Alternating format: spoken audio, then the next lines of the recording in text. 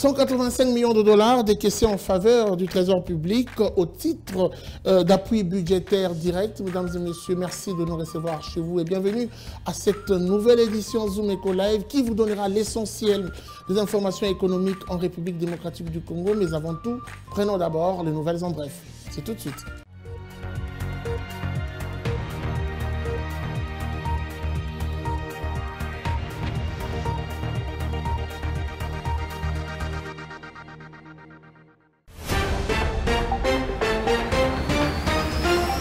Commençons ce nouvelles en bref avec cette information. La République démocratique du Congo est désormais considérée comme un pays propice aux affaires par l'agence de notation Bloomfield Investment Corporation.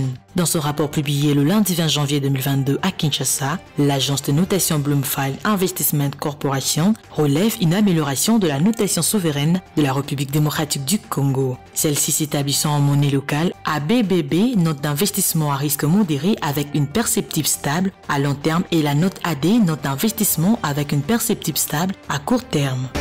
Autre information, la dette publique de la République démocratique du Congo est en nette progression depuis plusieurs années. Celle-ci est passée des 10 213 milliards de francs congolais en 2017, soit 6,4 millions de dollars américains, à 14 769 milliards de francs congolais en 2021, représentant un montant de 7,3 millions de dollars américains. Ces statistiques ont été fournies par l'agence Bloomfield Investment Corporation dans son dernier rapport sur la notation financière souveraine en monnaie locale de la RDC, publié le lundi 20 juin 2022 à Kinshasa, en présence de plusieurs membres du gouvernement.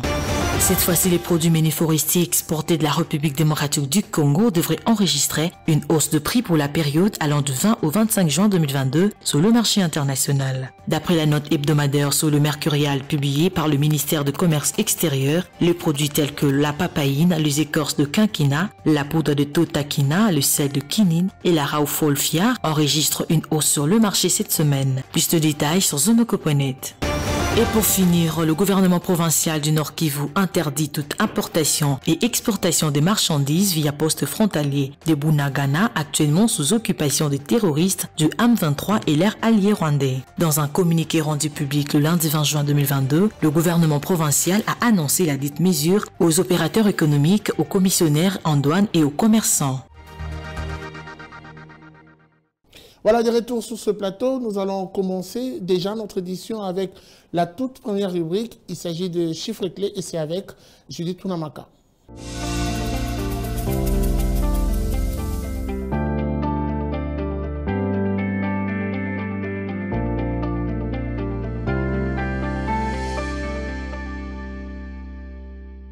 Les chiffres clés, c'est avec vous. Judith Tunamaka, bienvenue. Merci à vous. Alors, on va commencer par prélever le taux de change, le taux officiel et le taux parallèle.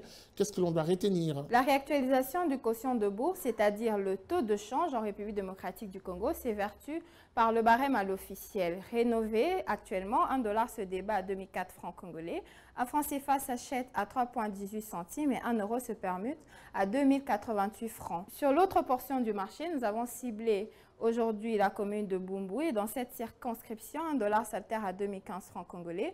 Un franc CFA se coopère à 3,29 centimes et 1 euro vaut 2170 francs congolais. Voilà, aujourd'hui vous nous parlez des réserves de change de la BCC au 16 juin 2022. Mais avant tout, définissons le concept. Qu'est-ce que l'on doit retenir et comprendre des réserves de change? Rappelons-le, les réserves de change sont des avoirs en devises étrangères et en or détenus par une banque centrale et ils prennent généralement la forme des bons et obligations du trésor d'État étranger, ce qui permet à ces réserves de rapporter un intérêt. Et ces réserves peuvent également être considérées comme des moyens de règlement dont disposent les autorités monétaires d'un pays, c'est-à-dire la banque centrale, pour solder les déficits de la balance de paiement vers l'étranger. Très bien dit et très bien défini, mais à combien se sont fixées ces réserves d'échange en ce qui concerne la BCC au 16 juin 2022? Faisons tout d'abord un récap sur les chiffres précédents. Après donc le record de 3,3 milliards de dollars américains établi en septembre 2021, les réserves de change de la République démocratique du Congo avaient donc atteint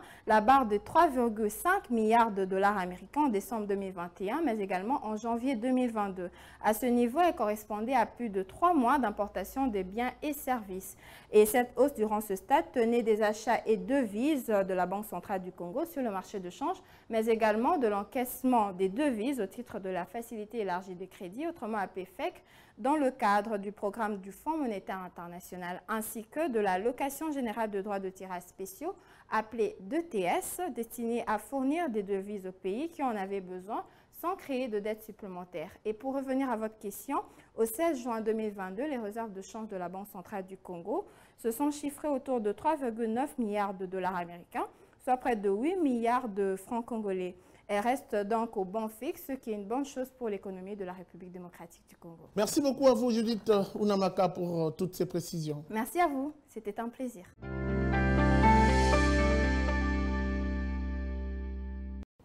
Voilà, après elle, cette fois-ci, nous allons prendre une autre rubrique. Il s'agit du dossier qui nous parle de l'interopérabilité entre les secteurs bancaires et les opérateurs des télécommunications en République démocratique du Congo. Et c'est tout de suite avec Judith Piombo. Suivez.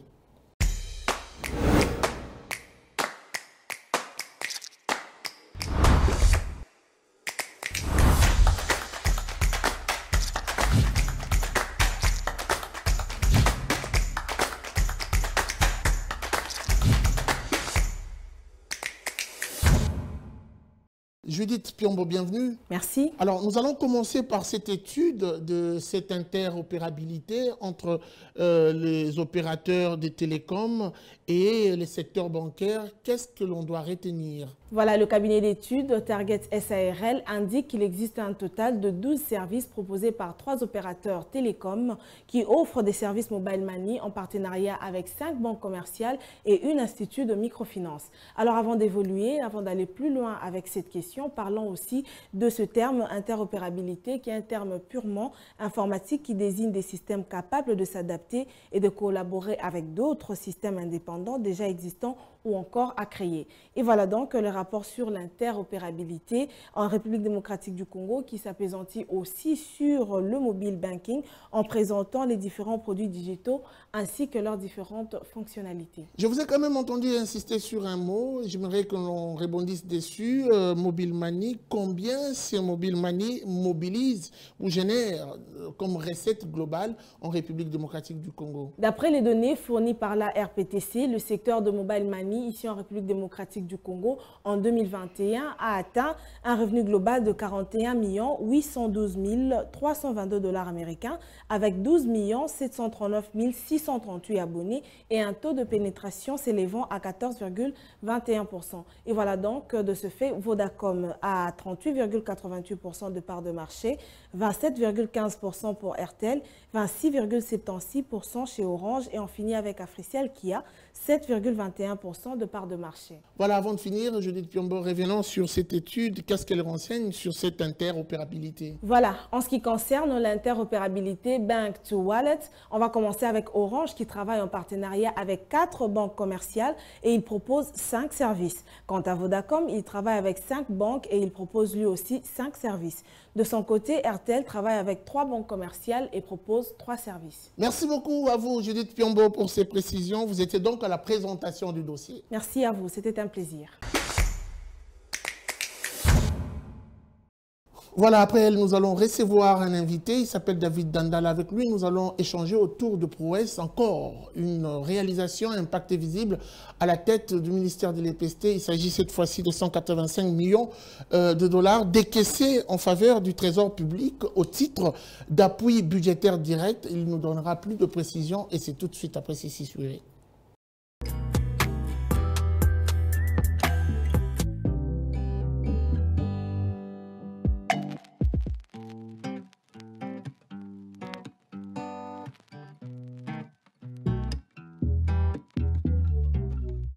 Nous avons annoncé notre invité, il est déjà avec nous, David Dandala, bienvenue. Merci. Alors nous avons tous appris cette information, cette nouvelle, qui réjouit d'ailleurs les enseignants, beaucoup plus, le sous-secteur de l'enseignement primaire, secondaire et technique, 185 millions de dollars décaissés en faveur du Trésor public au titre d'appui budgétaire direct. Comment l'avez-vous perçu, vous personnellement? Très sincèrement parlant, c'est une fierté nationale dans la mesure où il y a quelques années passées, le ministère de l'EPST, au travers ses COP, faisait fuir les partenaires extérieurs par l'opacité dans la gestion qui caractérisait ces services.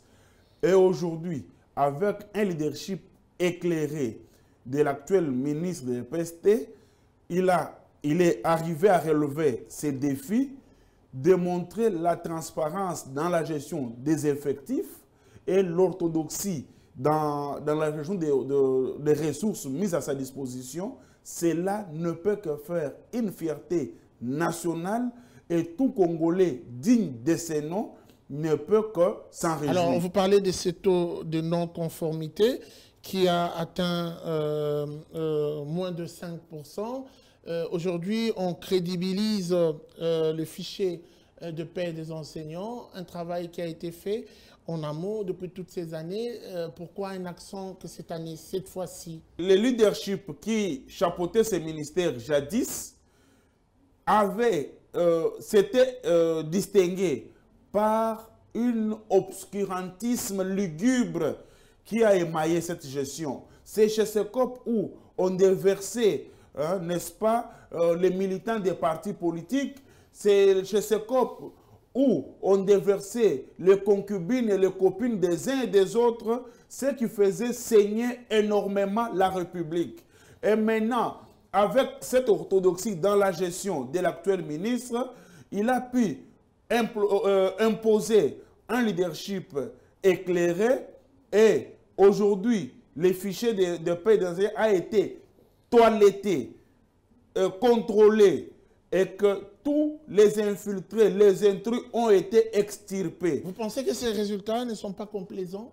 Les résultats ne sont pas complaisants dans la mesure où ce sont les structures d'audit à caractère international qui ne sont pas des enfants de cœur, qui ne sont pas manipulables par X ou Y qui ont fait ces services en collaboration avec la Banque mondiale. Vous savez les sérieux qu'a la Banque mondiale quand il faille débloquer un montant en faveur de X ou Y.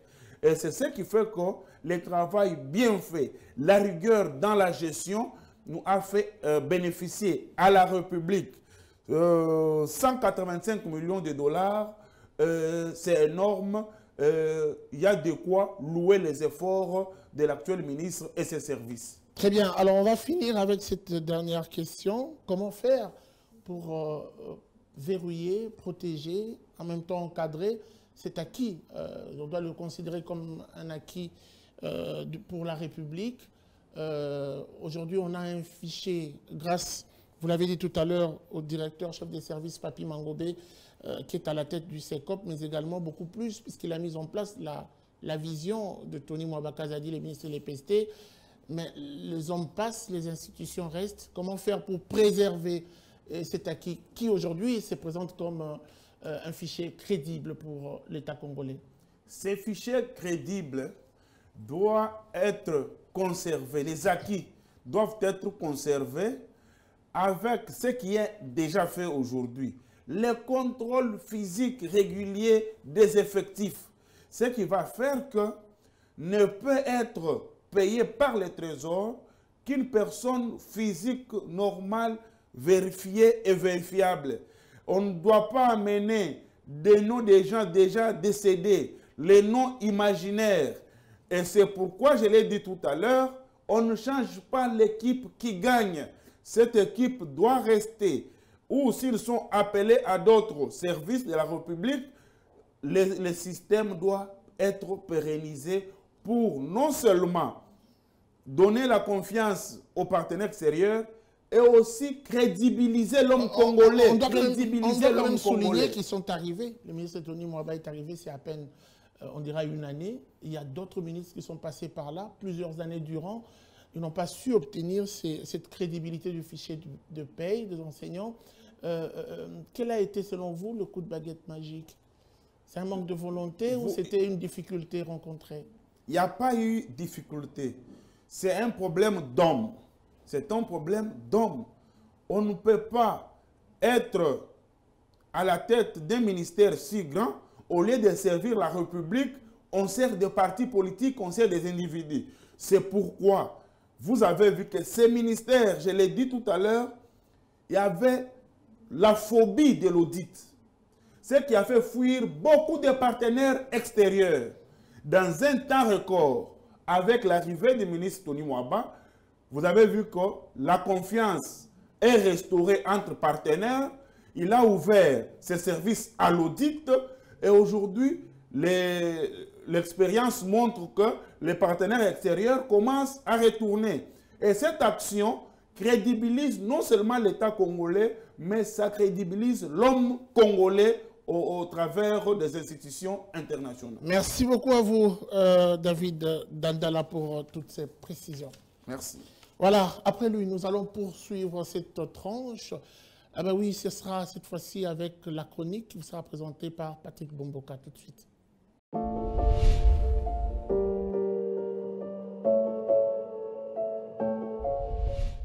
Bonjour.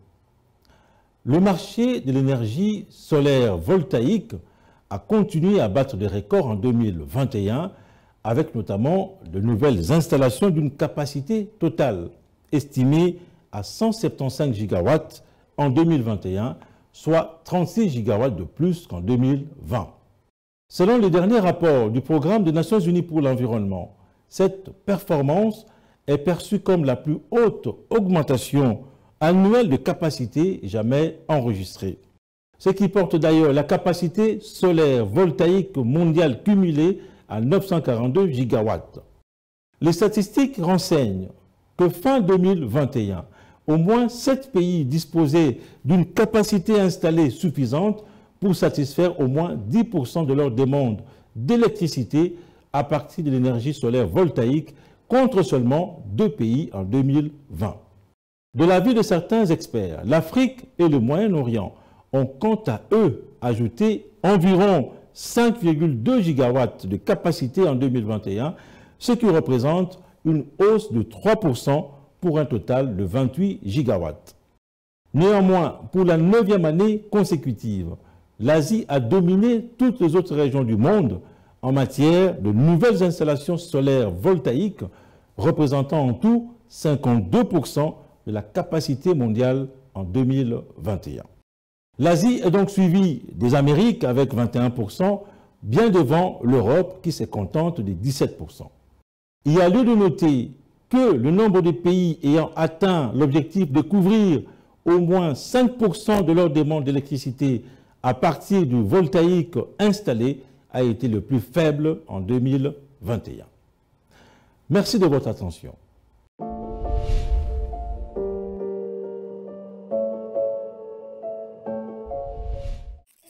Suivez-moi tout le jour à travers Zoom Wednesday sur Zoom Eco Live.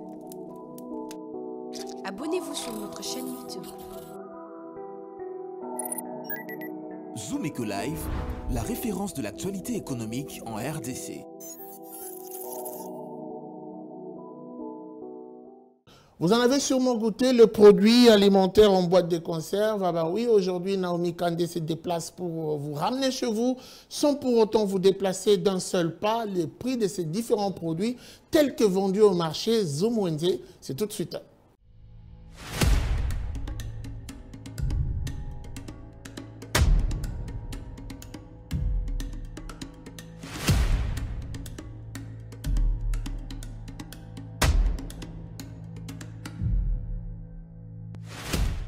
Prévoyez de vous déplacer et vous avez besoin de faire de provisions faciles à emporter, stérilisées et non périssables. Pensez aux aliments en boîte de conserve. Viande, fruits, légumes ou poissons. C'est à découvrir dans ce numéro de Zoom Wednesday, c'est maintenant.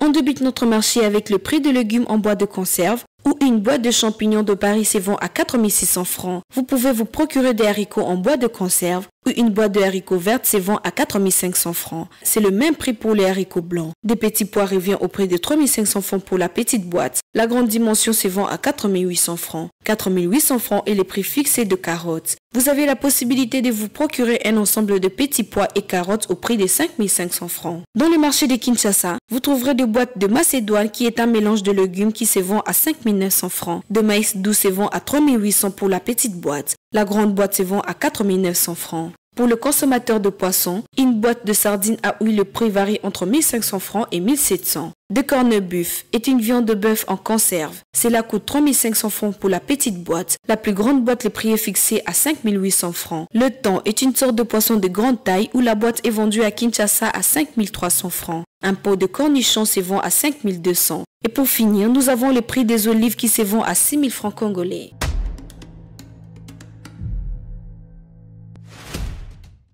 Merci de nous avoir suivis sur Zoom Wednesday. Prenons rendez-vous pour un prochain numéro.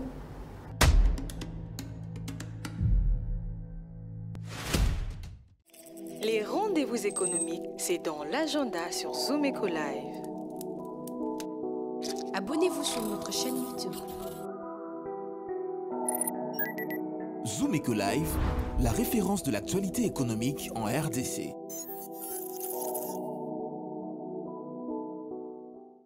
Allez, il est temps de noter les différents rendez-vous. Aujourd'hui, nous vous proposons l'agenda du 21 juin 2022 et c'est avec Adassa Grasse.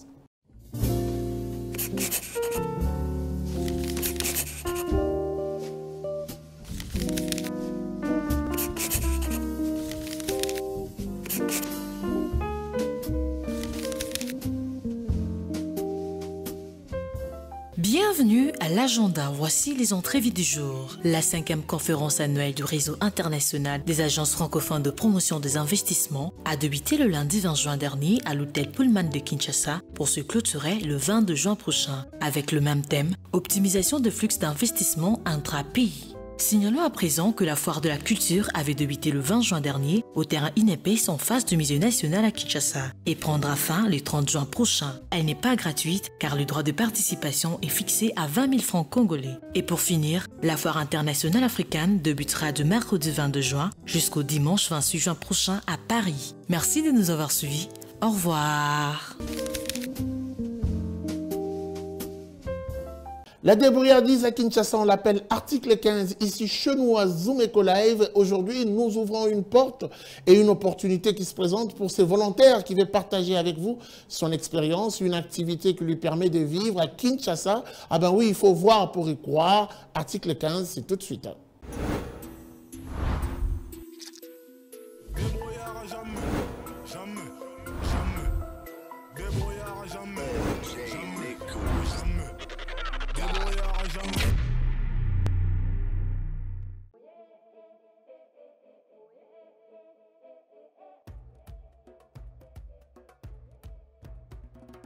Nala teka KRDB avocat. Anese ba ina ne ba deza mukie na umeni. Kolanda kaka te tolandi mama okofana ndaku te. Nalanda ta mama sima. Tala landi pa coaching mo ideologie ndeza ah. Masolo pe vandi.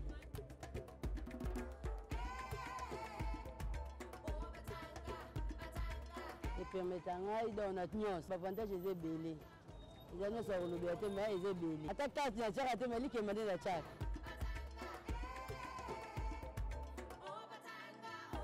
Ba difficulté ezali nde toza bonesi ba oyo so eza période nango te bo souffrir ofongoli ka bo epola o pendeng moko okoko somba ta panier nyose baby o perdre do ba difficulté to kuta nano yangwana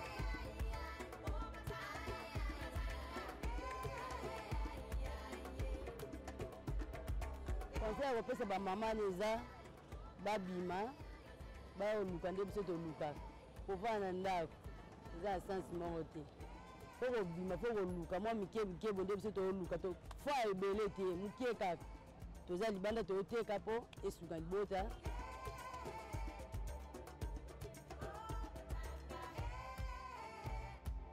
nasenga kaka na gouvernement toza na wenze te todebrouye kaka na babalabalo batika biso kima bapanzaka biso te mposo bapanzaka biso eza pasi bana baya koma biso bafazer na babalabala batikaka biso totekaka pardon pena nasengi bango basunga biso batikaka biso totekaka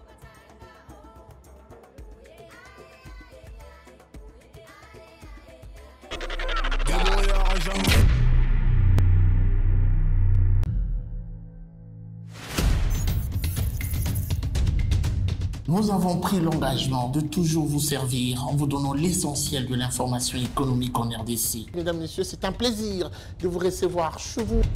Le gouvernement congolais dirigé par le Premier ministre Jean-Michel Sama Lukonde n'est jure que par la réduction du train de vie des institutions. Merci à vous, Judith Piombo, pour ce dossier. Merci, Unamaka. Désormais, suivez-nous à 19h30 sur la RTNC du lundi au vendredi avec le même plaisir. Zumeko Live, la référence de l'actualité économique en RDC. C'en est fini pour aujourd'hui. Merci de nous avoir suivis. La suite, c'est sans doute au prochain numéro avec le même plaisir. Au revoir et à très vite.